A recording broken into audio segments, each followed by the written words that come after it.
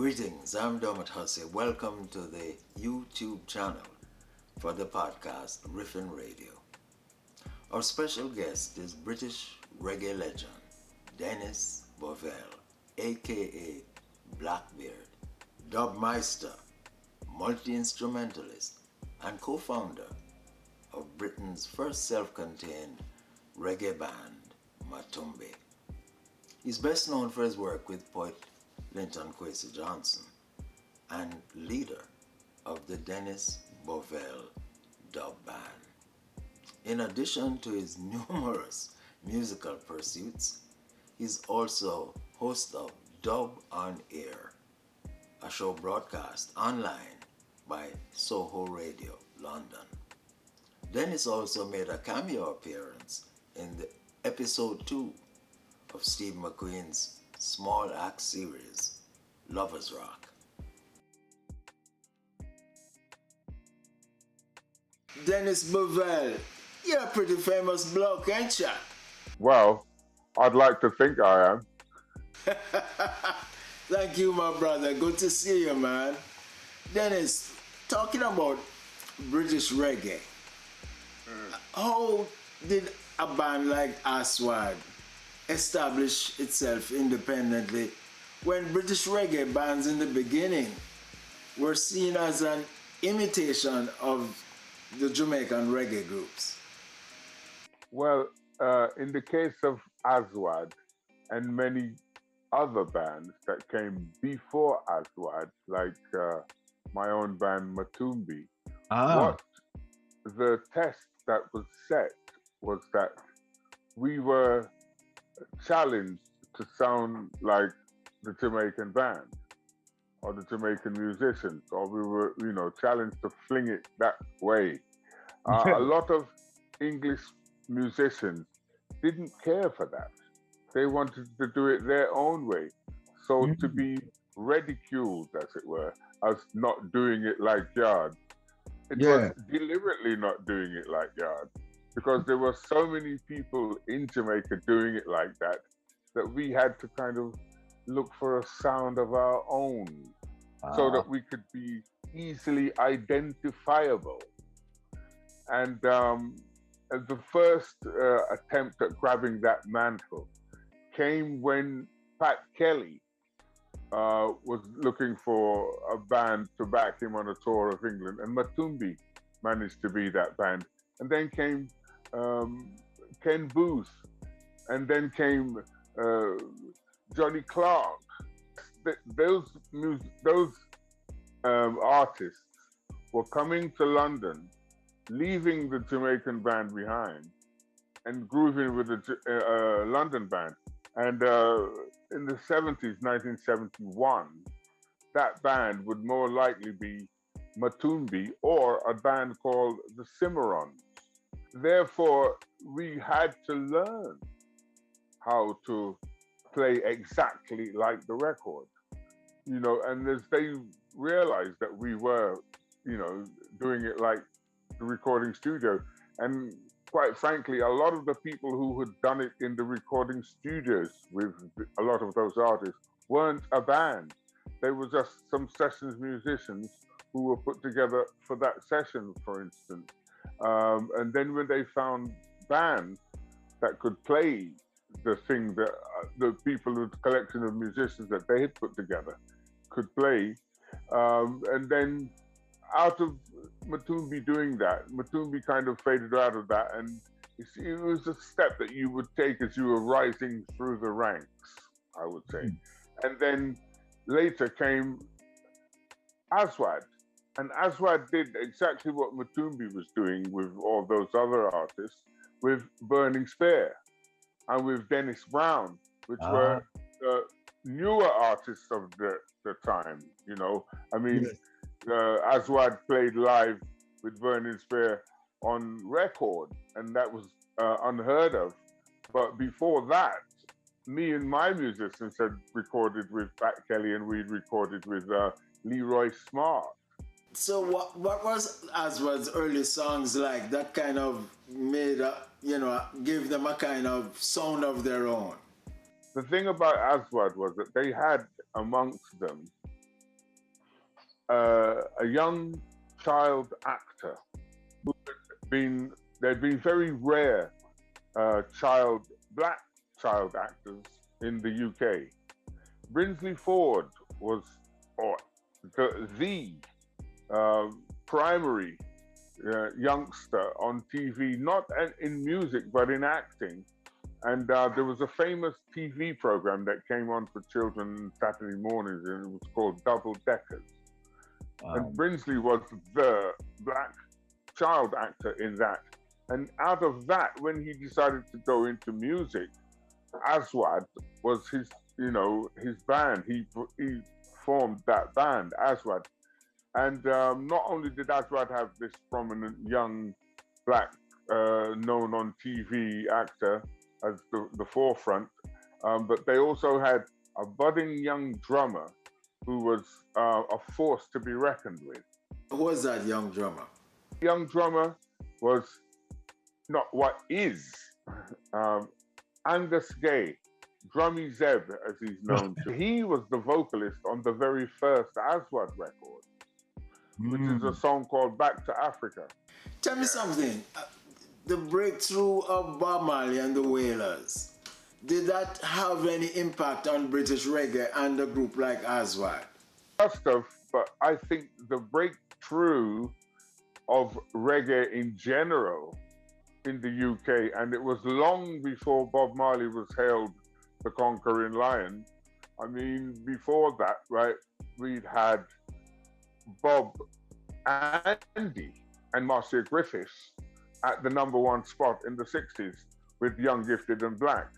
Right. We'd also had the Pioneers running up through the charts with Let Your Yeah Be Yeah. And we'd also had Lee Scratch Perry and the Upsetters hitting on the #1 spot with several instrumentals, Return to Django, tunes like that. And those songs were kind of the pathway for later on Bob Marley to become the reggae champion. But, you know, as I say, before that, we had, starting off with, and this is not reggae, but starting off with Miss Millie Small. When Brinsley left the group Aswad, the group downsized. I mean, what happened there? Were they as effective as they were originally? I think the group's committee downsized, but the group in itself never downsized. I mean, there were always other musicians other than those three that were involved in the architecture of Aswad, and they just became the focal points because the drummer had sang "Don't Turn Around," and that was a turnaround for them. Then it made them like a trio, like Toots and the Maytals. Did any of that affect them in terms of going more commercial and things that crossed or like crossover stuff that they did, like Don't Turn Around? Did that ever kind of garner them any criticism of moving away from the roots, as you know it often happens when you do that? Wouldn't have thought so. Not in my eyes. I mean, everybody loved Aswad, and everyone wanted to see Aswad at the #1 spot. And that they achieved it like that, nobody minded at all. Where is British reggae today, Dennis? Alive and kicking, I would say. Except for the coronavirus outbreak, and the whole world is limping from that. But I mean, on the airwaves and on the internet, reggae couldn't be more vibrant right now. What about your radio show, Dub on Air? Tell me about that. I was approached and asked if I would do a show on radio, and I thought, yeah, I could do that, because in the 60s at my school, when they built a recording studio in 67, 68, and I had the privilege of being the controller of that, and every Tuesday morning we would present a show to the whole school, and it was called Radio RVP. RVP being the initials of Royal Victoria Patriotic. The school was housed in a building that was formerly, I think, some kind of infirmary or institution for wounded or injured soldiers before it then became a school. So the building was called the Royal Victoria Patriotic Building, and it was seated on some land that we believe was owned by the father of the late Princess Diana, Lord Spencer. And the school was called Spencer Park. This school was quite fortunate to have its own swimming pool, albeit outdoor. You know, there was no indoor pool, and a recording studio. And I was, you know, aficionado at this recording studio, and presenter of the Tuesday morning 45-minute radio show, which was beamed to all the classrooms via the school tannoy system. Wow. And so I occasionally would say, here comes the Rolling Stones with Satisfaction, but it would be my band, you know, and the boys would be laughing because they knew it wasn't the Rolling Stones. Or we'd imitate English, we'd imitate the Beatles, we'd imitate the Who, you know, just for that 45 minutes. And then we were famous at school anyway, that band. That band was called Roadworks Ahead. So it's been an easy transition for you into radio. I mean, you had all that experience before. Yes, I had done it, and I had done drama. It was a thing to champion the drama class and read for the lead role in the school play. And I managed that twice. And so the next thing was to just use the studio to record. And so Matumbi was born. I would get the band in the studio and actually record the band, but it had to be live. There was no multi-track recording. And then during that time, I hit upon an idea to make something that's called the tape loop. So I borrowed a piece of music from Bob and Marcia, Young, Gifted and Black, edited it to 4 bars, and then got some of the music staff, because the school had a full orchestra, you know, got some of the music staff, one teacher that played trombone and flute, and then made a dub version of Guantanamera. All that great work that the dub band did with Kwesi on those albums, is the dub band still live? Do you still, tour with it? Do you still record with the dub band? Fate would have it, we just recorded in October of 2020, whereupon a young singer from Ireland, no, she's not a singer, she's an artist. She plays the accordion. Her name is Sharon Shannon. Yeah, a young accordion player. Called me up and said that she was going to make a tune and it had to be ready in a few days. She wanted it expressly urgent, and she wanted to know whether I would ask Linton if he would recite something on there. I called Linton up and said, what do you think about it? He said, I'll do a like for like with her. I'll voice on her track if she plays accordion on a track that we're making right now. And so I had made an album with Sharon Shannon back in the 80s, 90s, an album called Out the Gap, where I'd we had fused Irish folk songs with reggae and dub. And it was really successful.